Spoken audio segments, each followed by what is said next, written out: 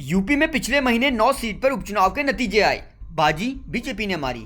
योगी ने अलायंस में 7 सीट जीतकर अखिलेश यादव को जबरदस्त पटकनी दी। बीते लोकसभा चुनाव में अखिलेश यादव की समाजवादी पार्टी ने योगी को दिखा दिया कि यूपी में अब भी अखिलेश भारी हैं।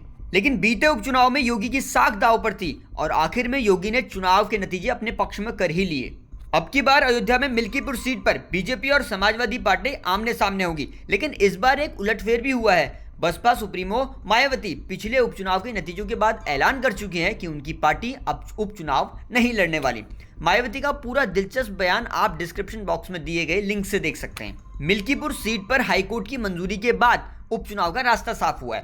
कभी भी चुनाव आयोग तारीख का ऐलान कर देगा। मिल्कीपुर में दलित आबादी सबसे ज्यादा है, लेकिन मायावती चुनाव नहीं लड़ रही हैं। ऐसे में मिल्कीपुर में समीकरण बदले बदले दिखाई दे रहे हैं। चलिए समझते हैं कैसे। मिल्कीपुर में 3.5 लाख मतदाता है, जिनमें करीब 1 लाख वोटर दलित वर्ग से आता है। करीब 55,000 यादव वोटर हैं, 30,000 मुस्लिम वोटर हैं। यानी दलित यादव मुस्लिम, ये तो अखिलेश का पीडीए फॉर्मूला है, यानी पिछड़ा दलित अल्पसंख्यक। यही वजह है कि इस सीट पर सपा हमेशा से जीत का परचम लहराते आई है और अखिलेश के इस फॉर्मूले ने उन्हें लोकसभा में भी अच्छी खासी बढ़त दिलाई थी। राजनीतिक पंडितों के मुताबिक यहां वही पार्टी विजयी होगी जो दलितों के साथ साथ 60,000 ब्राह्मण, 25,000 क्षत्रिय और ओबीसी का वोट हासिल करेगी। मिल्कीपुर सीट अयोध्या लोकसभा क्षेत्र का हिस्सा है। यहां पिछले लोकसभा चुनाव में सपा प्रत्याशी अवधेश प्रसाद ने जीत हासिल की थी, जो सांसद बनने से पहले मिल्कीपुर विधानसभा सीट से विधायक थे। उनके इस्तीफे के बाद ही ये सीट खाली हुई थी। पिछले विधानसभा चुनाव की बात करें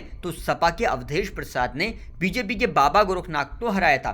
सपा को यहाँ करीब 1 लाख वोट मिले थे, जबकि गोरखनाथ को करीब 90,000 वोट मिले थे। फिलहाल सपा ने मिल्कीपुर सीट से अयोध्या के मौजूदा सांसद अवधेश प्रसाद के बेटे अजीत प्रसाद को टिकट दिया है। वहीं भाजपा ने अभी तक अपना उम्मीदवार तय नहीं किया है। बसपा पहले ही गेम से बाहर हो गई है, जबकि कांग्रेस अपने सहयोगी दल सपा को समर्थन जारी रख सकती है। सोर्सेज बताते हैं योगी 2027 यूपी चुनाव की तैयारी में जुट गए हैं। करीब 32 साल बाद मुस्लिम बाहुल कुंदर की सीट पर मिली जीत से सीख लेते हुए भाजपा अब कुंदर की मॉडल को पूरे प्रदेश में लागू करने पर फोकस कर रही है। 2027 के चुनाव में इसी मॉडल पर चुनावी रणनीति भी तैयार की हो सकती है। बैठक में इसका संकेत देते हुए मुख्यमंत्री ने सभी मंत्रियों को अल्पसंख्यकों के बीच लगातार मौजूद रहने और संवाद के जरिए उनकी समस्याओं को हल करने को कहा है।